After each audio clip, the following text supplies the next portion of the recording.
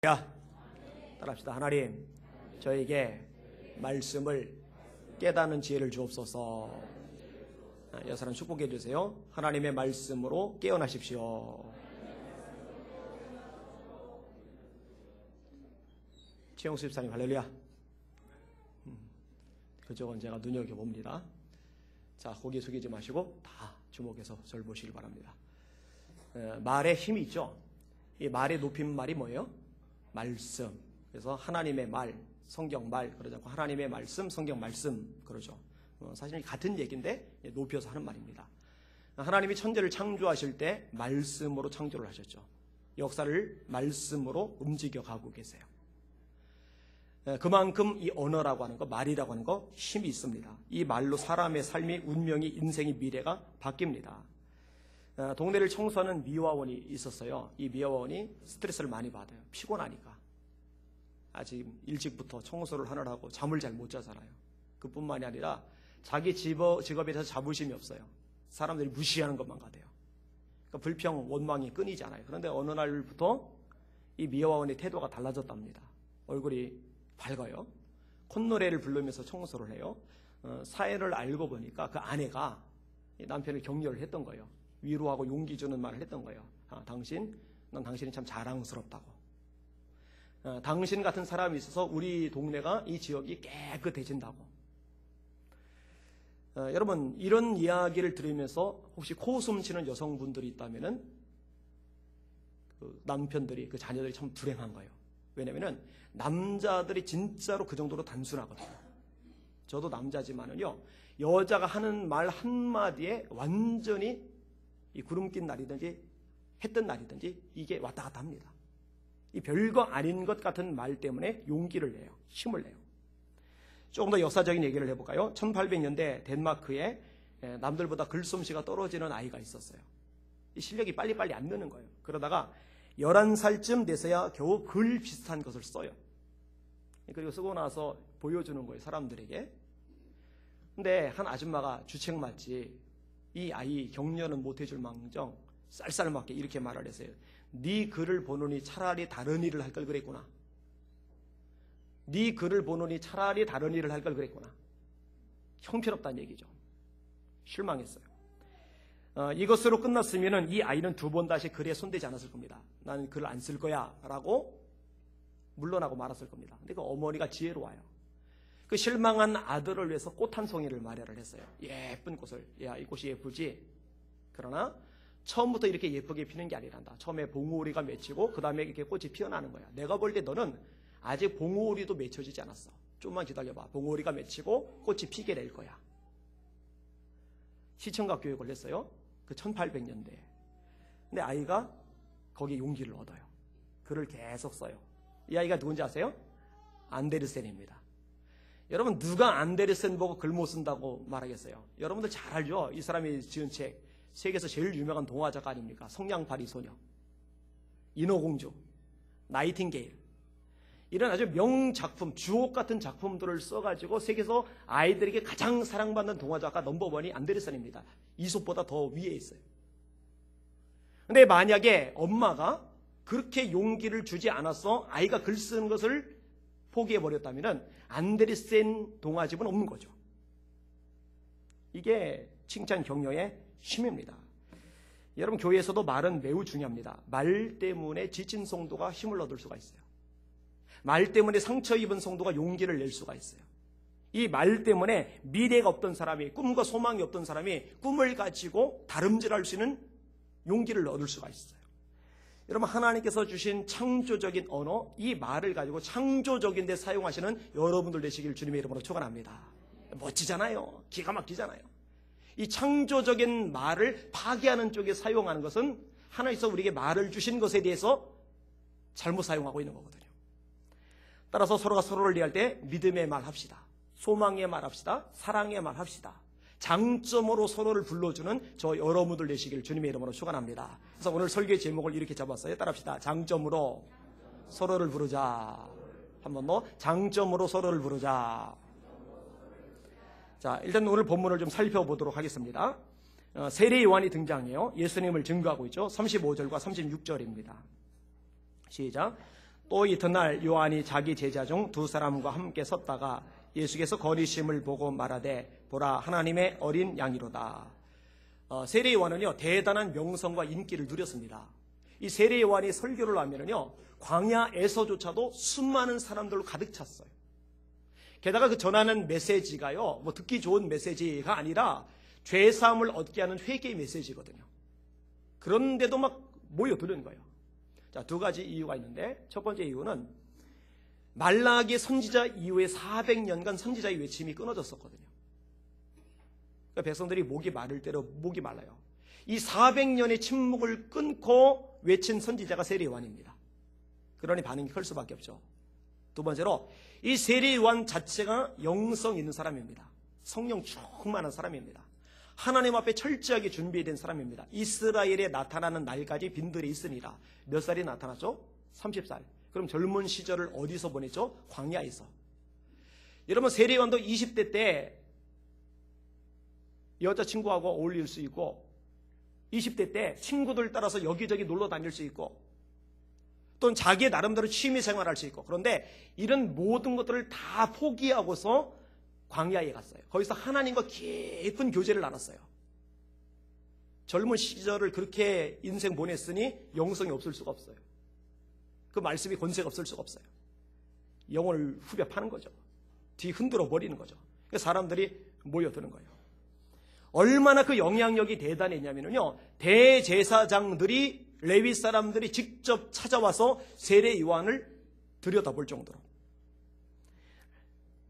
유대인들이 예루살렘에서 제사장들과 레위인들을 요한에게 보내어 네가 물으냐 물을 때에 요한의 증언이 이러하니라 이렇게 말씀하고 있어요. 자, 이렇게 영광과 명예를 누리는 인기를 누리는 세례 요한이 어느 날 예수님을 봤어요. 예수님이 거니시는 것을 보고서 사람들에게 소개를 합니다. 뭐라 소개합니까? 세상 죄를 지고 가는 하나님의 어린 양이로다. 이게 처음 소개한 게 아닙니다. 지금 읽은 본문에서 이렇게 말씀하는데 그 전날 바로 전날 또다시 소개하는 장면이 나옵니다. 자, 29절 보세요. 안 읽었습니다만 29절. 이튿날 요한이 예수께서 자기에게 나오심을 보고 이르되 보라 세상 죄를 지고 가는 하나님의 어린 양이로다. 그다음에 30절 같이 읽을까요? 시작. 내가 전에 말하기를 내 뒤에 오는 사람이 있는데 나보다 앞선 것은 그가 나보다 먼저 계심이라 한 것이 이 사람을 가리킴이라. 여러분 세례 요한하고 예수님하고 누가 먼저 태어났죠? 세례 요한이. 얼마 먼저 태어났죠? 6개월. 그러면 세례 요한이 먼저 있었고 예수님이 나중에 있는 것인데 세례 요한은 뭐라고 얘기하느냐면 그가 예수님이 나보다 먼저 계심이라 했는데 이분이 바로 그분이다. 이것은요 세례 요한이 자기 지혜로 말하는 게 아닙니다. 자기 지혜로는 몰라요. 성령께서 가르쳐 주시는 거예요. 여러분 예수님은 태어날 그때부터 존재하신 분이 아닙니다. 창세부터 존재하셨죠. 태초에 말씀이 계셨다라고 요한복음 1장에 말씀하고 있잖아요. 그런데 사람의 몸을 입고 태어난 시점이 바로 세례 요한보다 6개월 후일 뿐이죠. 그러니까 세례 요한이 영으로 보니까 예수님이 자기보다 늦게 태어났지만은 자기보다 먼저 계셨던 분이에요. 근데 그것을 백성들에게 알려주는 겁니다. 제가 볼 때 백성들이 이 메시지 이해 못합니다. 죽었다 깨도 이해 못합니다. 이게 뭔 말이지? 저 설교 잘하는 세례 요한이 저런 말씀하시는데 이건 잘 이해가 안 가네? 이런 반응이었을 거예요. 그 다음에 31절 보세요. 31절, 32절, 33절까지 같이 보겠습니다. 시작. 나도 그를 알지 못하였으나 내가 와서 물로 세례를 베푸는 것은 그를 이스라엘에 나타내려 함이라 하니라. 요한이 또 증언하여 이르되 내가 보매 성령이 비둘기같이 하늘로부터 내려와서 그의 위에 머물렀더라. 나도 그를 알지 못하였으나 나를 보내어 물로 세례를 베풀라 하신 그이가 나에게 말씀하시되 성령이 내려서 누구 위에든지 머무는 것을 보거든 그가 곧 성령으로 세례를 베푸는 이인 줄 알라 하셨기에 나도 몰랐다. 나도 몰랐다. 이게 두 번이나 반복이 돼요. 나도 몰랐는데 성령님께서 알려주셨다. 나를 보내서 세례를 주라 말씀하신 그분이 나에게 알려주시기를 누구 위에든지 성령이 머무는 것을 보고들랑 그가 곧 성령으로 세례 주는 분인 줄 알라라고 말씀하셨는데 내가 보니까 예수님의 성령이 머무셨다. 그래서 너에게 증거하는 것이다. 결론적으로 34절 시작. 내가 보고 그가 하나님의 아들이심을 증언하였노라 하니라. 여러분 세례 요한의 이런 소개는요 굉장한 영향력을 미칩니다. 그럴 수밖에 없는 게 세례 요한이 지명도가 있으니까.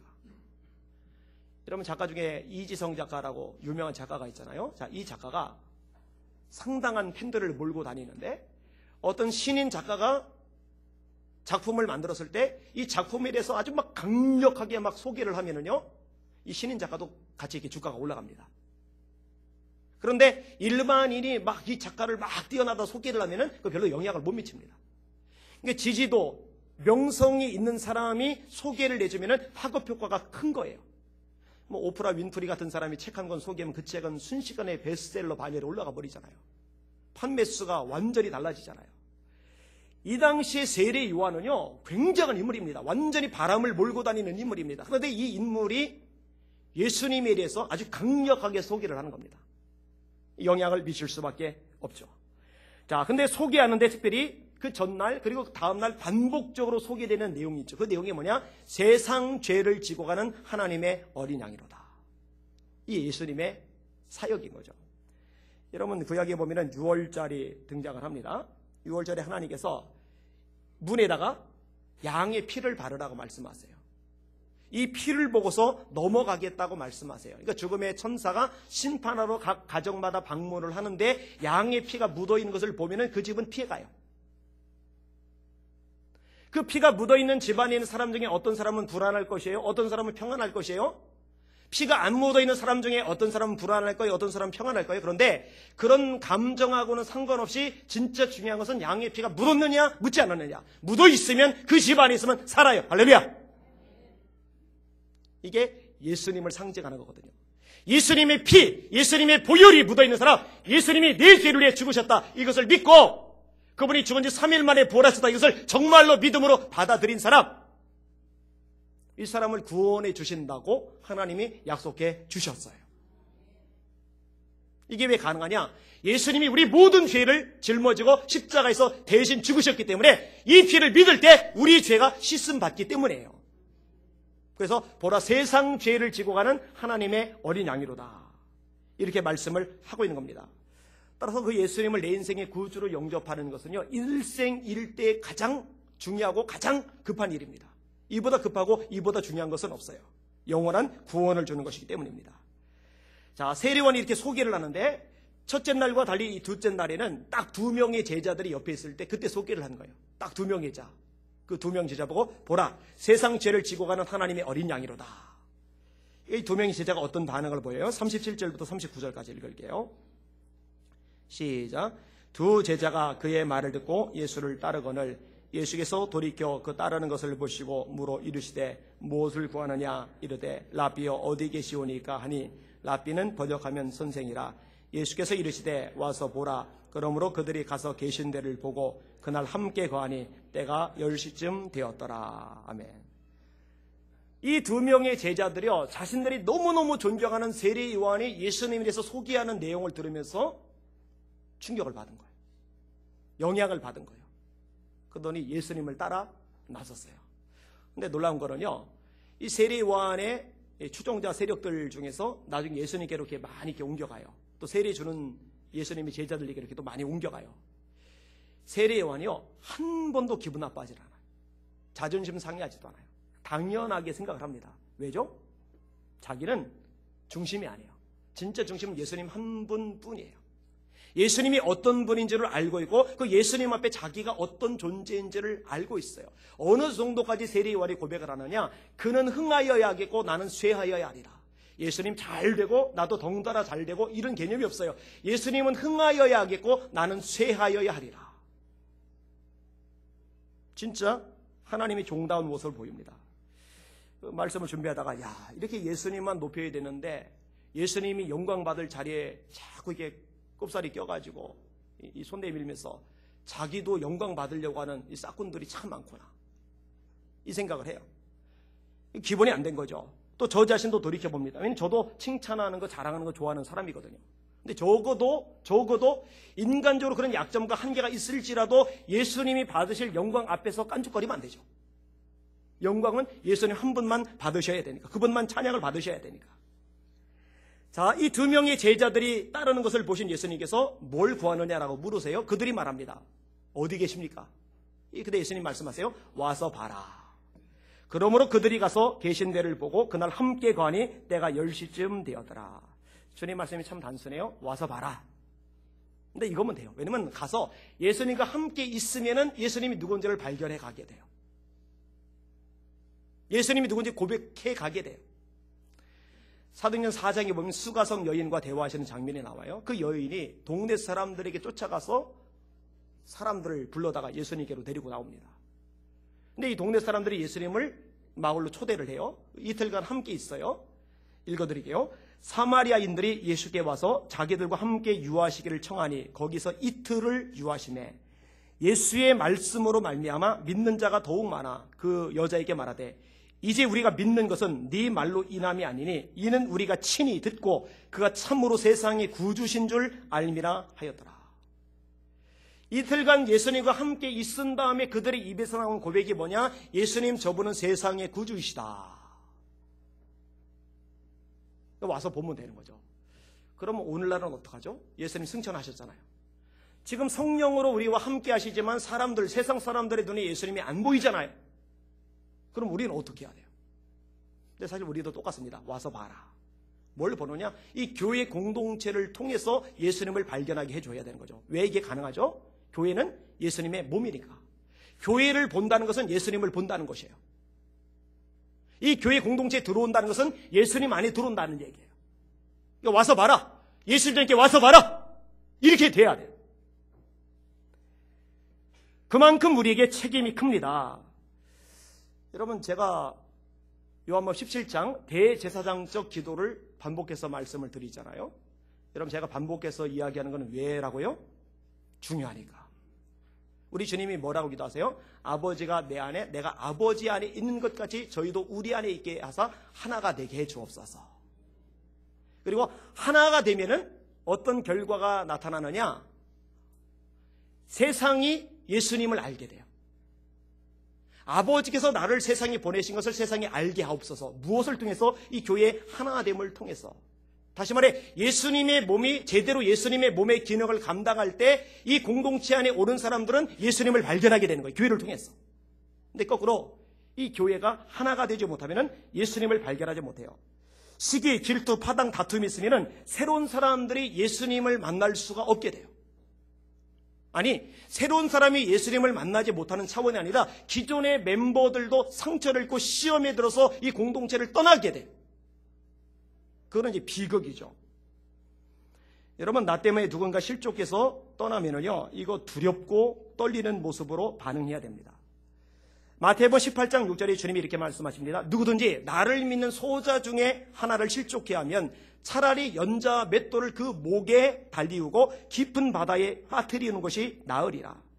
실족해 하는 일들이 없을 수는 없으나 실족해 하는 그 사람에게는 화가 있으리로다. 근데 문제가 뭐냐면요, 실족해 한 당사자는 정작 자신 때문에 상대방이 실족했다는 것을 모른다는 거예요. 이게 이제 비극이죠. 이게 이제 비극이에요. 나는 똑바로 말하고 똑바로 행동했는데 상대방이 괜히 저렇게 삐져가지고 교회를 떠났다라고 생각을 하는 것. 이게 이제 비극인 거죠. 여러분, 주님께서 말씀하신 내용 잘 깨달아야 돼요. 따라합시다. 실족해 하는 자는 화가 있도다. 이 화가 있도다는 말씀, 이 말씀은 예수님이 진노입니다. 이게 가장 많이 나오는 곳이 마태복음 23장이죠. 화 있을진저 외식하는 서기관들과 바리새인들이요. 7화. 예수님이 진노.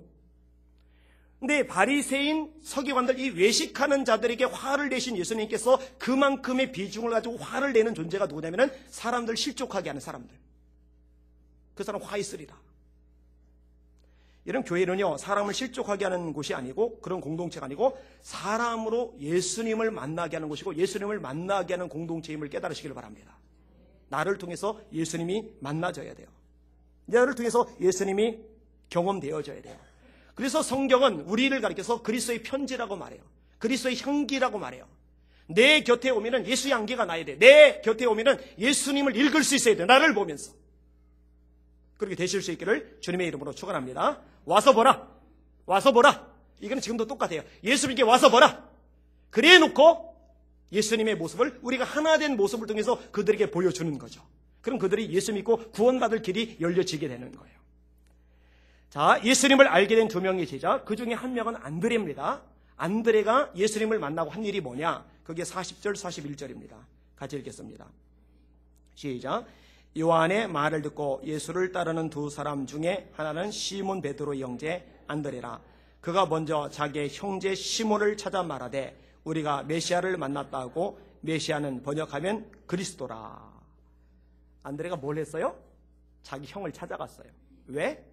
전도하려고. 형, 내가 메시아를 만났어. 내가 메시아를 만났어. 여러분, 좋은 물건이 하나 생겼어요. 그거 꼭꼭 숨겨놓고 아무에게도 말하지 않는 사람 없죠. 나에게 아주 기쁜 소식이, 아주 행복한 소식이 주어졌어요. 이 소식을 주변에 말하지 않고 꼭꼭 숨겨놓는 사람 없죠. 정말 가치가 있고 정말 좋은 것이라면요, 이것을 보여주고 싶고 말해주고 싶어요. 그럼 물어볼게요. 여러분, 예수님이 여러분에게 보배십니까?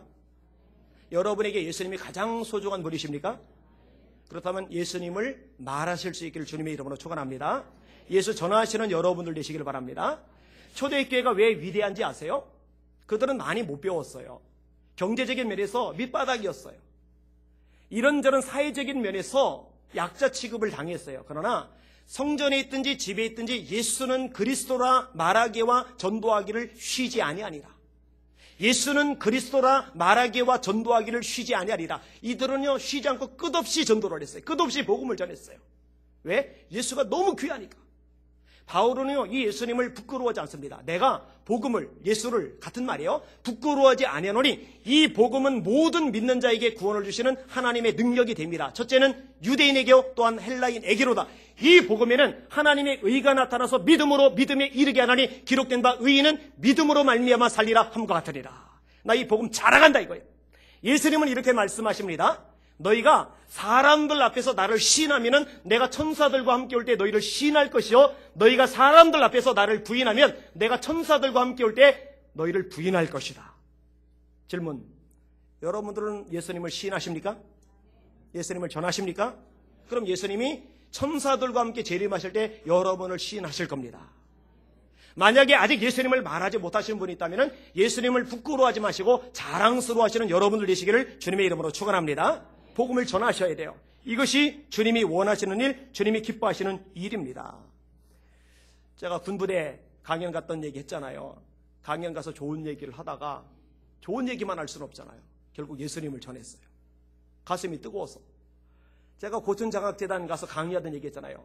명문대 거기서 1, 2등 하는 애들만 잔뜩 모아놓은 그 수재들. 좋은 얘기하다가 얘들이 수재면 뭐예요? 앞으로 성공하고 출세하고 돈 많이 벌고 높은 자리에 올라가면 뭐예요? 예수님 없으면 지옥 갈 거 아니에요.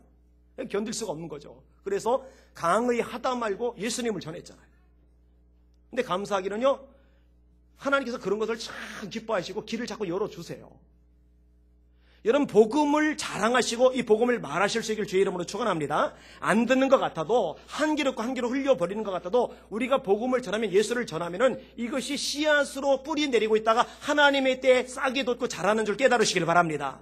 근데 씨앗 자체가 없으면, 복음 자체를 전하지 않으면 그럴 기회가 없어요. 그래서 성경은 때를 얻든지 못 얻든지 전하라는 거예요. 너는 말씀을 전파하라. 때를 얻든지 못 얻든지 항상 힘쓰라. 범사에 오래 참음과 가르침으로 경책하며 경계하며 권하라. 이게 하나님의 말씀인 거예요.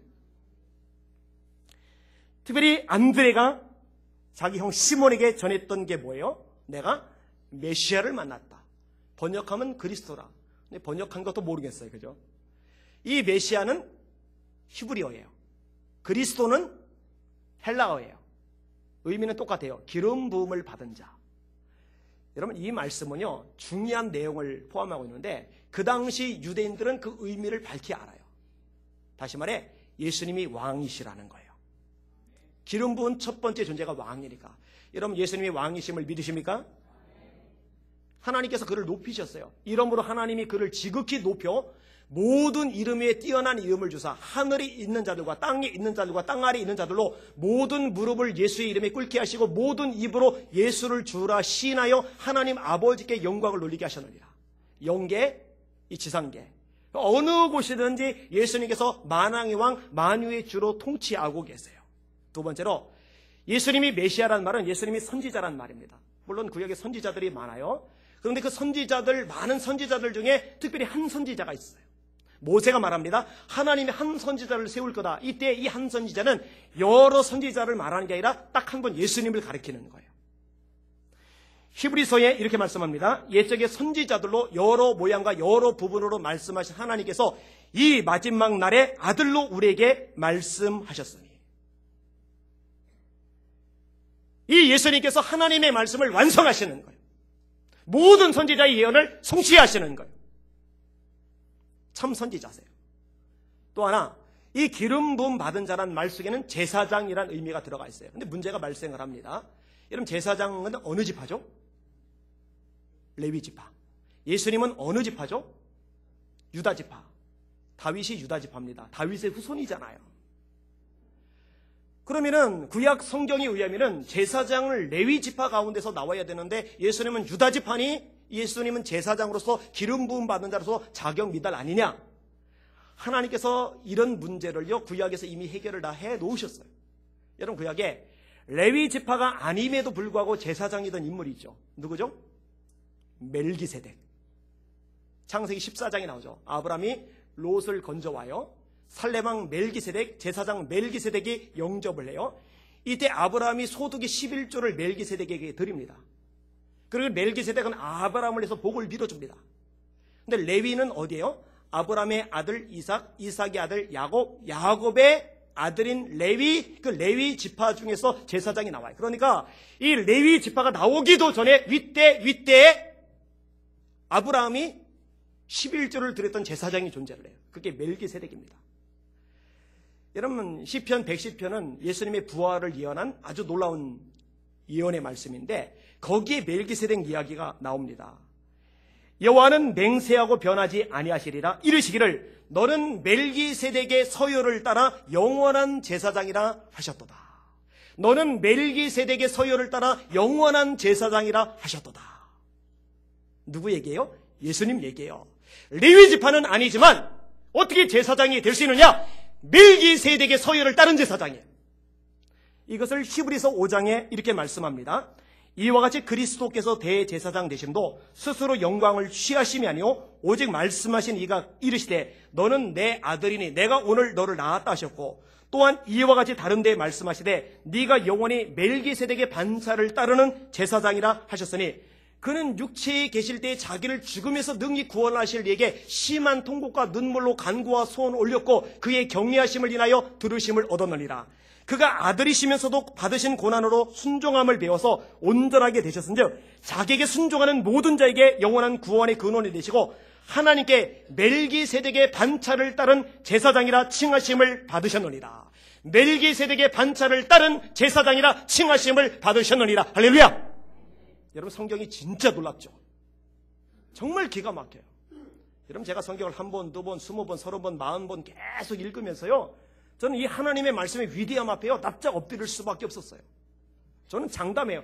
정말 제대로 이 말씀만 읽어도요 예수님 누군지 압니다. 하나님 앞에 무릎 꿇지 않을 사람 없습니다. 성경을 모르니까, 말씀을 파고들지 않으니까 믿음도 없고 믿음이 자라지도 않을 뿐이지, 정말 말씀 속에 파고들면 하나님의 위대하심 앞에, 하나님의 엄청난 그 섭리 앞에 고개를 숙이고 무릎을 꿇을 수밖에 없어요. 할렐루야.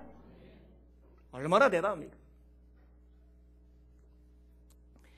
여러분, 이렇게 예수님을 소개를 하는 거예요. 예수님은 메시아다. 근데 그게 뭔지를 알아요. 그리스도가 그게 뭔지를 알아요. 여러분, 예수님을 잘 아실 수 있길 주의 이름으로 축원합니다. 수박 겉핥기로 알면 안 됩니다. 제대로 알아야 돼요. 영적 성숙이 뭐냐? 예수님을 아는 겁니다. 그리스도 예수를 아는 지식에서 자라가라. 그리고 예수님을 알면 알수록 삶이 변합니다. 인생의 우선순위가 달라집니다. 하나님을 향한 열정들이, 뜨거움들이 속에서 솟아나게끔 돼 있어요. 아는데 냉랭하다, 아는데 미지근하다, 이건 불가능해요. 알수록 달라지게 돼 있어요. 초대교회는 그 예수님을 알았던 겁니다. 우리에게도 예수님을 많이 알 수 있기를 주님의 이름으로 축원합니다. 알게 된 그 예수님을 전하는 예수비전께 되시기를 주님의 이름으로 축원합니다. 아멘. 자, 이렇게 안드레가 전도를 했더니 형 시몬이 마음이 움직여졌어요. 예수님에게 와요. 근데 예수님께서 시몬에게 하셨던 말씀이 42절이에요. 같이 읽을게요. 시작. 데리고 예수께로 오니 예수께서 보시고 이르시되 네가 요한의 아들 시몬이니 장차 게바라리라 하시니, 게바는 번역하면 베드로라. 아멘. 여러분, 예수님이 여러분을 잘 아십니까? 아니면 모르는 것도 있으십니까? 잘 아시죠? 100% 아시죠? 나다나엘이 예수님께 왔어요. 예수님께서 대뜸 이렇게 말씀하셨어요. 처음 보는 건데, 너는 참 이스라엘 사람이야. 네 속에 간사한 게 없어. 나다나엘이 깜짝 놀래요. 저를 어떻게 아십니까? 예수님이 말씀하세요. 네가 여기 오기 전에 무화과나무 아래 있을 때 내가 거기서 봤어. 그러니까 지금 예수님 앞에 와 있는 나다나엘도 알지만 여기 오기 전에 어디에 있었는지, 그때 뭘 하고 있었는지도 예수님은 알고 계세요. 요한복음 2장이 이렇게 말씀합니다. 예수는 그의 몸을 그들에게 의탁하지 아니하셨으니 이는 친히 모든 사람을 아심이요, 또 사람에 대하여 누구의 증언도 받으실 필요가 없었으니 이는 그가 친히 사람의 속에 있는 것을 아셨음이니라. 제 속에 뭐가 들어있는지 예수님은 아세요. 여러분 속에 뭐가 들어있는지 예수님은 아세요. 여러분, 예수님께서 베드로 보고 뭐라고 말씀하세요? 순환에 대해서 예고를 하시면서 너 닭이 2번 울기 전에 3번 나를 부인할 거야. 아세요? 베드로가 뭐라고 그래요? 예수님, 절대로 그런 일 없습니다. 다른 놈들은 혹시 부인하더라도 저는 죽을 때까지 예수님 따라갈 겁니다. 근데 결국 예수님의 말씀대로 됐죠. 예수님은 아세요. 여러분, 예수님이 모르는 게 없단 말이에요. 그러면 베드로가 얼마나 약점 많은 사람인지 아세요. 문제가 얼마나 많은 사람인지 아세요. 의지가 얼마나 약한 사람인지 아세요. 허점이 얼마나 많은 사람인지 아세요. 그런데 그 시몬 보고 뭐라 말씀하느냐? 너는 베드로라. 반석이란 말, 반석. 너는 베드로라. 이게 예수님이 하시는 말씀이에요. 아시는데. 여러분, 이렇게 말씀하실 때 2가지로 해석이 가능합니다. 하나는 예수님의 의지예요. 반석으로 만드시겠다는 의지. 그렇게 해석할 수가 있어요. 여러분, 하나님께서 기드온 뭐라고 말씀하세요? 큰 용사요. 질문할게요. 기드온이 큰 용사였어요? 아니었어요? 아니에요. 기드온은 소심합니다. 밀을 포도주 틀에 숨어서 타작을 해요. 우상을 불사를 하고 했더니 낮에 못하고 밤에 숨어서 몰래 그것을 해요. 좀 대담하게 하지, 그냥. 욕먹을 각오하고 죽을 각오를 하지. 그런데 이 기도는 큰 용사가 돼요. 왜냐면은 제가 예전에 기도원 설교하면서 얘기를 드렸어요. 하나님의 부르심은 하나님의 의지이고 하나님의 의지는 하나님이 이루세요. 이건 굉장히 중요한 메시지입니다. 하나님의 부르심은 하나님의 의지이고 하나님의 의지는 반드시 성취가 됩니다. 너 큰 용사야. 큰 용사로 만드시겠다는 하나님의 의지예요. 결국 기도는 큰 용사가 됩니다. 베드로 보고 너는 반석이야. 이것을 예수님의 의지로 해석하면은 기어이 베드로를 반석으로 만드시겠다는 거예요. 그래서 제가 말하죠. 베드로가 위대한데 진짜 위대한 것은 허물 많은 베드로를 위대하게 만드신 예수님이 진짜 위대하시다고. 자, 또 하나 해석이 있는데 예수님은요, 허물도 약점도 문제도 한계도 보시지만 동시에 그 속에는 가능성, 잠재성, 장점도 꿰뚫어 보시는 거예요. 그걸 드러내시는 거예요. 여러분 잘 들으세요. 진짜 형편없고 진짜 쓰레기 같아 보이는 사람도요, 장점은 있어요. 장점 없는 사람은 아무도 없어요. 그리고 분명히 말씀드릴게요. 그것을 볼 줄 아는 눈이 영안입니다. 그것을 보고 말할 줄 아는 입이 성숙한 입입니다. 여러분 어떠세요? 칭찬과 격려를 잘하는 사람, 장점으로 용기를 주는 사람, 이 사람은 예수 닮은 사람입니다. 예수님이 기뻐하시는 사람입니다. 반대되는 경우도 물론 있어요. 그죠? 남을 헐뜯는 사람, 비방하는 사람, 비판하는 사람. 여러분 시편 101편 5절 말씀은 참 두렵고 떨리는 말씀입니다. 따라합시다. 자기의 이웃을 은근히 헐뜯는 사람을 내가 멸할 것이라. 여러분 하나님께서 멸망시키시겠대요. 누구를? 자기 이웃을 은근히 헐뜯는 사람을. 왜 은근히 헐뜯어요? 노골절에 헐뜯으면 욕먹을 것 같으니까 욕하지 않는 척, 헐뜯지 않는 척, 약점을 말하지 않는 척 하면서 상대방의 약점, 한계, 문제점을 자꾸 끄집어내는 거예요. 이게. 하나님 말씀하셔서 그 사람은 멸할 것이다. 제가 분명히 말할게요. 그 사람은 미련한 사람입니다. 왜냐하면 하나님께서 멸하실 줄도 모르고 그렇게 큰 죄를 짓고 있으니까 진짜 미련한 거예요. 그 기도 응답이 될 수가 없죠. 여러분 잠언 13장에 뭐라 말씀하는지 아세요? 지혜로운 자와 동행하면 지혜를 얻고 미련한 자와 동행하면 해를 받느니라. 아까 말했죠. 누가 미련한 사람이요? 이웃을 헐뜯는 사람 미련한 사람이니까 그러니까 남 헐뜯는 거 잘하는 사람하고는 가까이 지내지 마세요. 덩달아 같이 저주받습니다. 같이 벌받아요. 거꾸로 격려하고 칭찬하고 용기 주고 장점을 잘 말하는 사람 자꾸 어울리세요. 왜냐하면 그런 사람과 같이 있으면 복을 같이 받아요. 이 전염이 됩니다. 전염이 돼요. 그런 사람이 있을 때 사람들이 살아나게 되고 교회가 부흥하게 됩니다. 어떤 초등학교 1학년 아이가 있었는데 학교 가기를 싫어해요. 특별히 가기 싫어하는 날이 어느 날인가 봤더니 체육 수업이 있는 날. 왜 그러나 했더니 애가 체력이 약해요. 몸이 부실하다 보니까 체육 시간에 달리기를 시키면은 늘 꼴찌하다 보니까 거기 이제 상처가 돼가지고 학교를 안 가겠다고 자꾸 버티는 거예요. 근데 어느 날 애가 싱글벙글해서 집에 왔어요. 아버지가 보고서 왜 그러냐 했더니 상 받아왔대요. 상장을 주는데 내용을 읽다가 아버지가 깜짝 놀랐답니다. 이렇게 써 있었대요. 위의 학생은 달리기 대회에서 누구보다 최선을 다해 뛰어 다른 학생의 모범이 되었으므로 이 상장을 드립니다. 학교에서 지혜로운 분이 교장 선생님이신지 아니면 담당 선생님인지 몰라도 그 아이를 아는 거예요. 그 아이를 해서 배려 차원에서 상장을 만들어 준 거예요. 아이 그까지 글자 몇 개 쓰인 상장이 애한테 뭐 효과가 있을까? 그런데 애한테는 효과가 있어요. 그게. 그 아이는요 학교 가는 것을 이제 기뻐하고 즐거워해요. 그 몇 자 안 되는 글자가 아이의 인생을 미래를 살린 거죠. 이게 언어의 위력이라니까요. 여러분 가정에서도 마찬가지예요. 못한다고 윽박 지르기보다는 격려와 칭찬을 많이 해주는 게 훨씬 더 보탬이 됩니다. 어떤 아이가 시험을 봤는데 제대로 못 봤어요. 기운이 없이 집에 터벅터벅 들어오니까 아버지가 보더니 눈치가 오거든요. 아니다 아들이 말을 해요. 아빠 시험 망친 것 같아요. 아버지가 물어요. 너 시험 망쳤어도 등수는 전교 등수 안에 들지? 이 말이 좀 웃기는 말이죠. 전교 등수 안에 안 드는 학생이 어디 있어요? 1등부터 꼴찌까지 다 전교 등수죠. 그죠? 등수 안에 안 드는 사람이 어디 있어요? 그럼 너 앞으로 밖에 나가서 공부 잘하냐고 물어보면은 전교 등수 안에 들어요 라고 대답을 해. 어른들은 그게 무슨 말인지 잘 모르고 네가 그냥 공부 잘하는 줄 알 거야.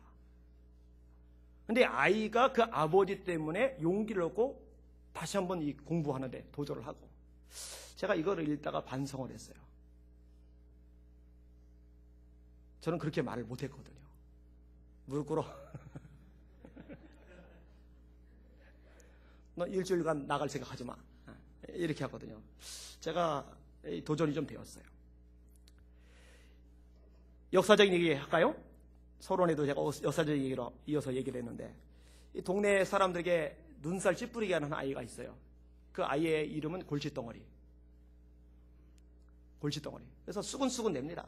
뭐라 하는 거예요. 제가 커서 뭐가 될까. 그런데 그 지역의 할머니 한 분이 이 아이를 너무너무 아껴줘요. 이 골칫덩어리 머리를 쓰다듬어주면서 이렇게 말을 해요. 그 아이가 잘하는 게 있거든요. 까불고 장난치고 막 여러 가지 막 말썽을 일으키지만은 말을 잘해요. 할머니가 뭐라고 했는지 아세요? 너는 말을 참 잘해. 사람들을 끄는 힘이 있어. 너는 큰 인물이 될 거야. 이 아이가요, 그 말이 굉장히 감화를 받았답니다. 큰 힘을 얻었답니다. 이 아이가 누군지 아세요? 빌리 그레엄 목사님. 여러분 빌리 그레엄 목사님 보고 설교 못한다는 사람 아무도 없죠. 이분 우리나라 여의도 공원대기전 광장 일대 와서 설교하실 때 여러분 우리나라 역사상 섬김 정치 시대 때보다 더 많이 모였어요.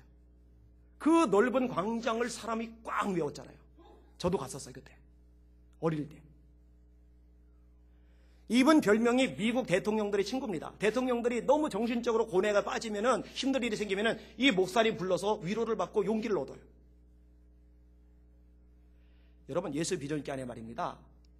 말썽꾸러기를 향해서도 그 가능성, 그 잠재성, 그 장점을 꿰뚫어 먹어서 칭찬해주는 할머니 같은 성도들이 많아지면은요, 이 교회 안에서는 기적이 일어날 겁니다. 역사가 일어날 겁니다. 정말 놀라운 일들이 나타나기 시작할 겁니다. 그렇게 되실 수 있기를 주님의 이름으로 축원합니다. 말씀을 정리하려고 합니다. 우리의 생각과 언어를 좀 바꾸면 좋겠어요. 자, 실례를 들어볼게요. 저 사람 참 우유부단해. X. 그런 말 쓰지 마세요. 저 사람 성격이 참 부드러워. 사실은 같은 얘기예요. 그죠? 아, 저 사람 고집불통이야. 아, 짜증스러워. X. 저 사람 한번 뜻을 정하면은 끝까지 가는 소신 있는 사람이야. 사실은 똑같은 얘기예요. 그죠? 그런데 전혀 달라요. 저 사람 센스 없어. 아우, 저 옷 좀 봐. 촌스러워 죽겠어. X. 야, 저 사람 봐. 형편 되는데도 검소해. 늘 그냥 있는 거 입고 다니는 거야. 다르죠? 야, 저 사람 봐. 사치와 허영이. 와, 저기 왜 저러고 다녀? 그러지 말고 X. 저 사람 봐. 세련돼서 사람이. 센스 있잖아. 저 사람 왕잘난 척이야. 자꾸 나서. X. 저 사람은 적극적이네. 발표력이 좋아. 저 사람 느려 터져 답답해. X. 저 사람 봐. 참 여유가 있지 않아? 여러분 사실 같은 얘기예요. 저 사람 봐. 성질 되게 급해. 스트레스 받아. 야, 저 사람 추진력 봐. 굉장하잖아? 여러분 서로에게 믿음으로 긍정적으로 소망으로 말했으면 좋겠어요. 앞으로 큰일 하시겠네요. 좋은 일꾼이 되시겠네요. 당신을 보니 기대가 됩니다. 숨은 장점이 참 많습니다. 옆 사람 보고 말해주세요. 자세히 보니 예쁘시네요.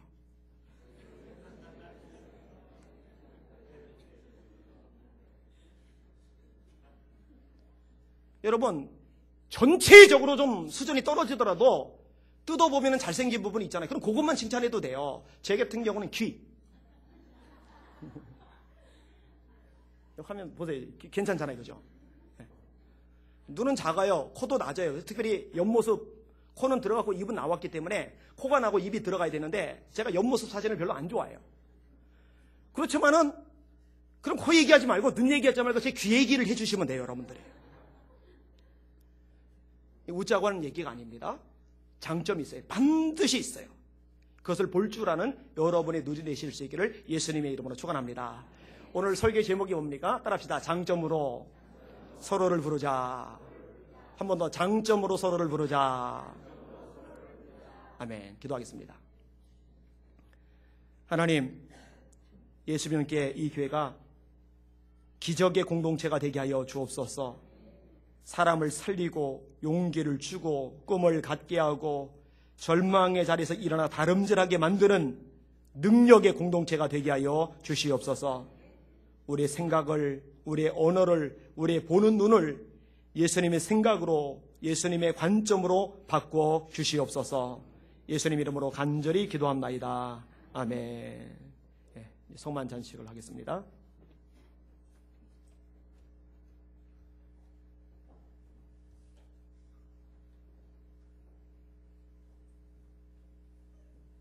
이 자리에 묵상으로 기도